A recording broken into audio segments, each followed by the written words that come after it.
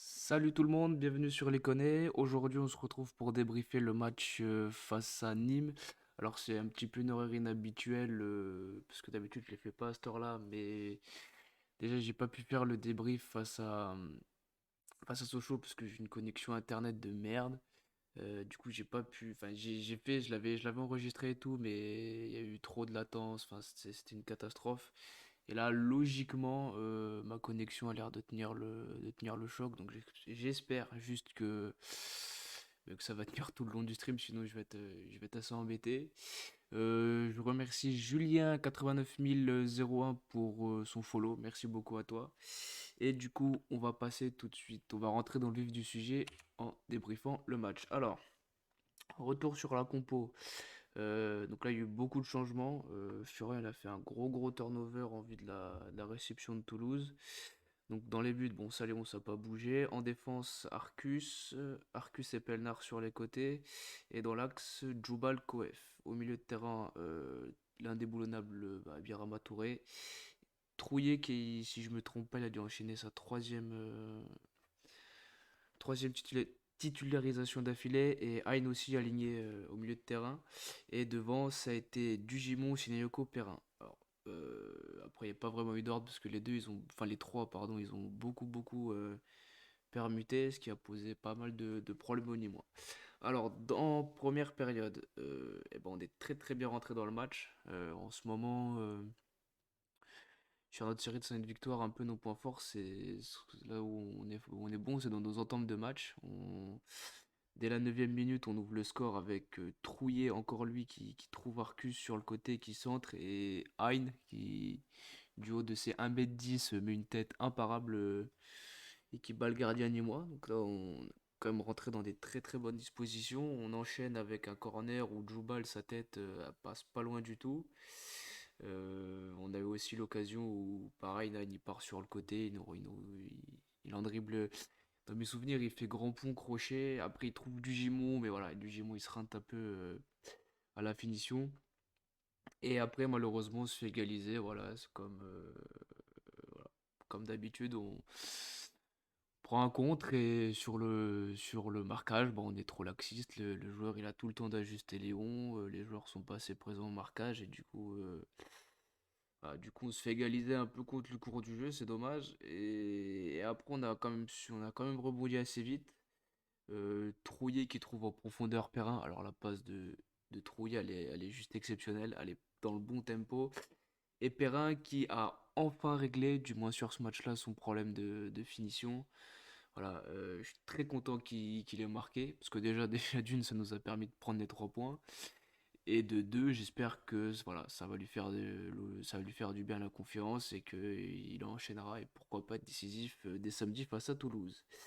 Donc voilà, c'est tout pour cette première période. Mais alors de mémoire, j'ai un doute là-dessus, faudra vérifier. Mais il me semble qu'on a tenté 12 frappes en première période.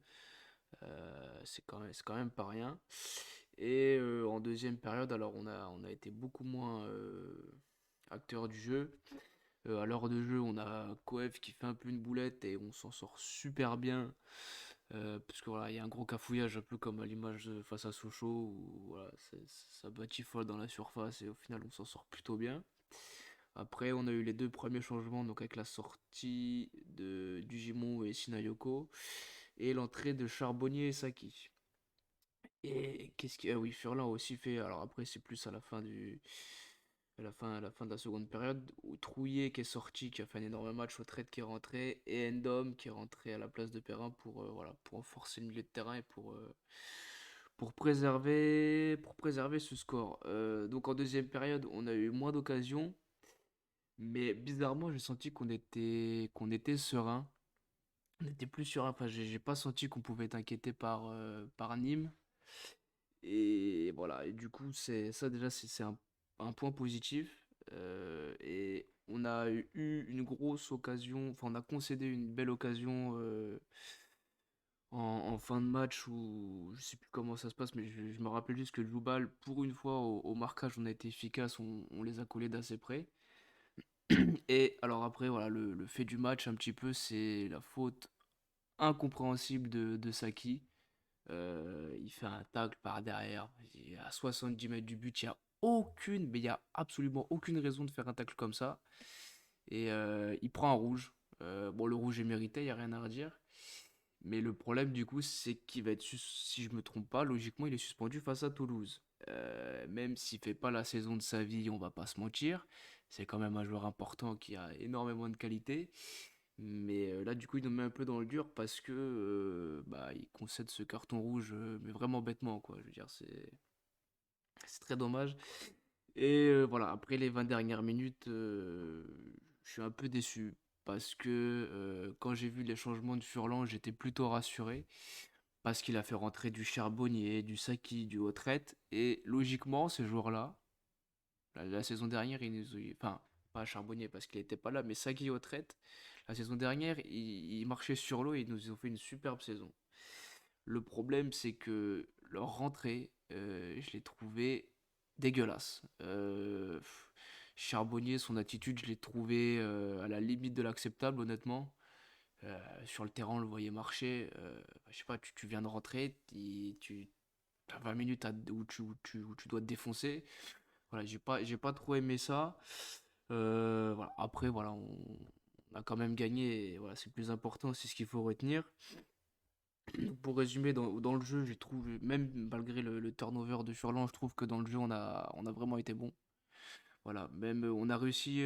Bon, après, défensivement, on a les mêmes problèmes. C'est-à-dire que quand on a plus la balle, voilà, ce système-là fait que il faut revenir très très vite parce que sinon, derrière, au marquage, on n'y est pas du tout et on se fait punir. Mais on a quand même réussi à gérer nos temps faibles dans le sens où, en seconde période, même si on a eu moins la maîtrise du ballon, voilà, Nîmes, ils n'ont pas non plus eu de trop trop grosses occasions et voilà, enfin vraiment, j'ai pas été inquiété sur cette deuxième période. Et il faut quand même noter qu'on reste sur 5 victoires consécutives. Alors, c'était pas arrivé depuis je sais plus quelle année. Et c'est de bon augure pour le prochain match. Alors, juste avant. Ah, Jordi Bala, yo, on t'entend pas trop. Ah, ouais, j'ai eu des petits problèmes de micro. J'ai essayé de régler ça, mais je suis pas arrivé. Ouais, voilà, hésite pas à me redire si jamais ça va un peu mieux ou pas. Je vais essayer de régler ça. Du coup, on va passer au top et flop de ce match. Alors, dans les tops, bon, bah, évidemment, Jimmy Trouillet, parce que il est au début de l'action sur le premier but et il est passeur sur le deuxième.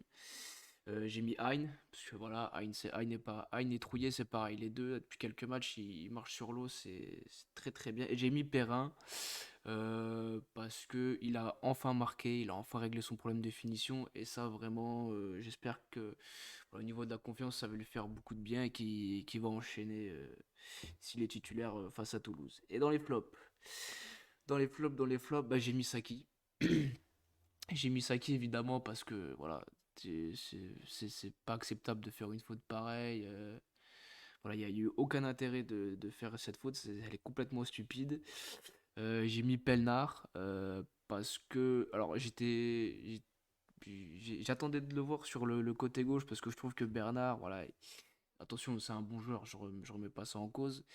Mais voilà, il apporte pas offensivement que Arcus. Voilà. Et je me suis dit que Pelnard, il pouvait peut-être apporter un peu plus. Et malheureusement, il a été en difficulté sur son côté. Je ne l'ai pas trouvé très rassurant. Voilà, je le préfère dans l'axe. Et après, il n'a pas fait un match non plus catastrophique. Mais ouais, je l'ai trouvé un peu dedans, un peu en dedans. Et Sinayoko, voilà, je trouve que je l'ai pas. Je l'ai pas. Pareil, il fait pas un match catastrophique non plus. Mais c'était pas. Ouais, il n'y a pas de quoi grimper au rideau, quoi. Voilà pour les top et flop. On va passer aux résultats des concurrents. Et là, il s'est quand même passé des choses assez intéressantes pour nous en notre faveur. La grosse surprise, c'est Nancy qui bat Paris FC 3-0. Donc merci Nancy. Ajaccio qui est dans une mauvaise passe parce qu'ils ont encore fait un nul à QVI. Je crois que la semaine dernière, ils avaient perdu face à Bastia. Et notre prochain adversaire, Toulouse, qui a explosé Amiens, 6-0. Voilà, ils n'ont pas eu de pitié. Et d'ailleurs, ça me fait peur parce que ce score-là, c'est exactement le même qu'on a pris au match aller. Donc, j'espère que la coïncidence est assez troublante. Au niveau du classement, eh ben, on est troisième. On est à 2 points d'Ajaccio, donc ça c'est plutôt bien. On est à... Attendez que je fasse des calculs mathématiques. On est à 6 points de Sochaux et voilà. Alors après le Havre, on a 13 points d'avance. Donc logiquement, je pense pas m'avancer trop en disant que on est sûr de jouer les barrages. Maintenant, l'objectif, c'est la deuxième place pour la montée directe. Et si jamais on peut pas accéder à la deuxième, au moins la troisième, parce que alors, je vais peut-être dire une connerie, il faudra vérifier. Mais il me semble que quand on est troisième, on fait un match de barrage en moins que le quatrième et cinquième. Je ne suis pas sûr du tout. Je crois que c'est ça, mais j'ai un doute. Et on est à 1 point de Paris et à 6 points de Toulouse. Donc en soi, il reste 9 matchs. 6 points de Toulouse, c'est pas non plus inaccessible, même s'ils sont en forme. Et honnêtement, je pense pas qu'on puisse leur passer devant. Après, tout dépendra du match samedi. Et par contre, il y a un match qui va être très important. Alors, pas là, mais le week-end prochain. Il y a un Toulouse-Paris FC, ou Paris FC Toulouse, je sais plus dans quel sens c'est. Et ce match-là, il va être très important parce qu'il y a forcément une des deux équipes qui va perdre des points. Et nous, à ce moment-là, je crois qu'on joue une équipe mal classée. Alors, je crois que c'est Dunkerque et encore, je suis pas sûr. Mais le match Toulouse-Paris FC, nous, quand on jouera, donc je sais plus face avec l'adversaire, il faudra absolument gagner et récupérer des points. Donc le prochain match face à Toulouse, moi ce que j'attends des joueurs, c'est déjà qu'ils se... Parce qu'il faut pas oublier quand même qu'on a pris une fessée au match aller là-haut et qu'on a encore le cucu tout rouge. Et... Ah, alors Julien 82, salut à toi, les 2 prochaines journées vont être décisives au CR Toulouse, ça ne sera pas le même match que le match moitié de l'équipe. Oui, c'est vrai que c'est vrai qu'il y avait eu le Covid à ce moment-là, et là on a un effectif qui est plutôt, bah, qui est complet. Comme tu dis, il y a Saki qui, voilà, avec sa faute assez bête, ratera le match. Mais c'est vrai que, ouais. Et puis en plus, voilà, on est sur une très bonne dynamique. Je veux dire, la dynamique est, on n'a jamais eu ça depuis très longtemps. Donc là, on est dans les meilleures dispositions pour affronter Toulouse. En plus, le stade va être plein. J'ai vu tout à l'heure sur le compte Twitter de la GIA qu'il y a déjà 11 000 places qui sont vendues. Donc l'ambiance va être, je pense, assez exceptionnelle. Et alors, évidemment, je souhaite qu'on prenne les 3 points. Mais honnêtement, si on fait déjà un nul, je le prends. Mais un nul, je signe honnêtement parce que il y a un peu la peur de la fessée qu'on a pris, même si encore une fois, comme Julien l'a dit, c'est vrai que l'équipe était Covid, tout ça, on n'était pas sur la même pente. Sincèrement, si on joue comme on joue, on mangera Toulouse. Ouais, mais il faudra faire attention. Quand Toulouse aura le ballon, il va faire des attaques placées. Il va falloir qu'on soit extrêmement, mais alors extrêmement concentré sur le marquage. Et si on règle ce petit problème de marquage, je pense que ce sera beaucoup plus simple. Et de toute façon, je pense que dans tous les cas, samedi, logiquement, tout est fait pour qu'on voit un beau match. Voilà, le stade va être plein, on est à domicile, on est sur 5 victoires consécutives. Donc voilà, il va falloir jouer libéré, comme on sait faire, comme on fait depuis surtout les 2 derniers matchs, là où vraiment dans le jeu on est très très bon. Et voilà, alors donc le groupe sera complet hormis Saki. Moi, la petite compo que je mettrais, alors bon, je mettrais quasiment l'équipe type à quelques jours près. Donc dans les buts, je mettrais Léon. En défense, je mettrais bon, Arcus, Joubal, Pelnard. Et par contre, à gauche, bon, je pense que Furlan mettra Bernard. C'est quasiment certain. Mais j'aimerais bien voir Joly. Alors, c'est peut-être un peu risqué parce que ça fait un moment qu'il n'a pas joué. Et là, va falloir être à 1000% face à Toulouse. Mais comme je disais au début, je pense que Joly, sur le côté gauche, il peut être beaucoup, il peut beaucoup plus apporter offensivement qu'un Bernard. Après, voilà, Bernard, il a l'expérience, tout ça. Donc, bon, moi personnellement, je mettrais Joly. Voilà. Au milieu de terrain, bah, Touré en 6, évidemment, voilà. Et je laisserai Hein et Trouillet au milieu de terrain, parce que ça m'a beaucoup plu. Et là, c'est pareil, Aine et Trouillet, parce qu'en plus, c'est des joueurs qui sont, voilà, franchement, je- ils vont dans tous les sens, ils sont partout, voilà, ils sont partout, dans toutes les zones du terrain, ils reviennent vers les efforts à la fin du match. Donc, je mettrai ce milieu de terrain-là, et devant, je mettrai Autrette à gauche, même si je sais que, voilà, il est gauche, c'est pas là où il est le mieux, mais j'ai l'impression que depuis qu'il est revenu de blessure, j'ai trouvé avec des meilleures sensations.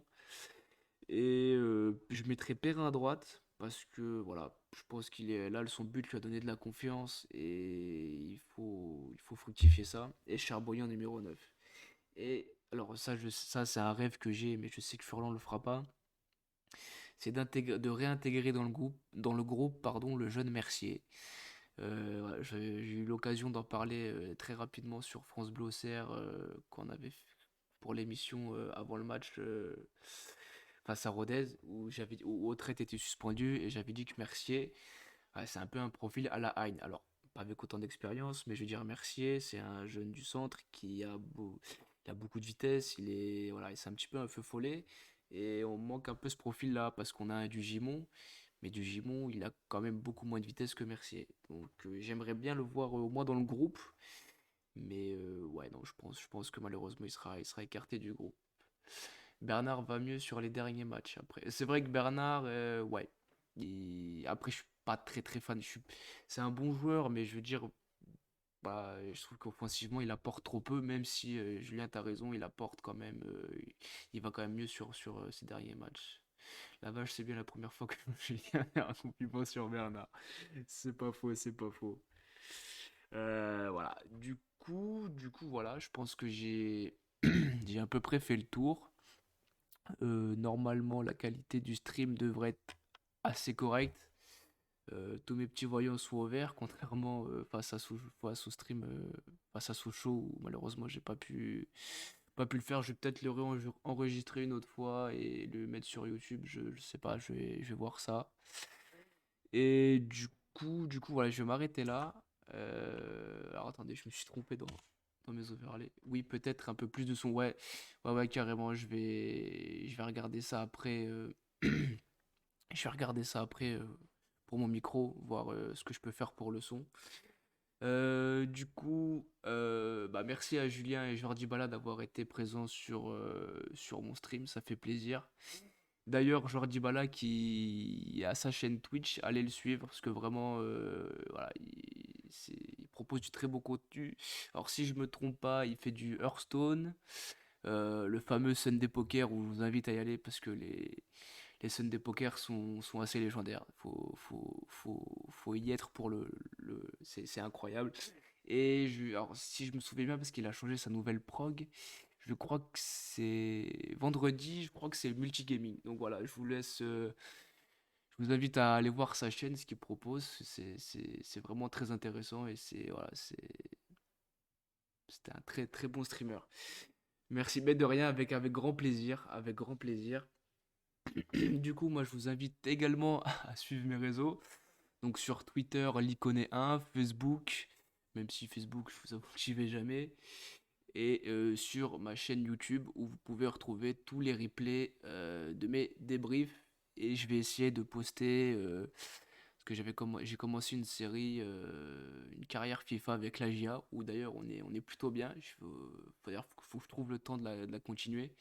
Et du coup, voilà, ça, je vais mettre les épisodes sur YouTube. On rigole bien sur le Sunday Poker. Ah ouais, franchement, le Sunday Poker, bon là, malheureusement, je pourrais pas le voir à cause d'un certain match, mais en tout cas, ouais, le Sunday Poker, si vous savez pas quoi faire de votre dimanche soir et que vous êtes blasé parce que voilà, le lundi, il faut reprendre le taf et tout, allez sur la chaîne de Jordi Bala et vous allez vous régaler. Voilà, c'est tout pour moi. Je vais vous laisser. Je vous dis à très bientôt et très très bonne soirée à tous. Ciao.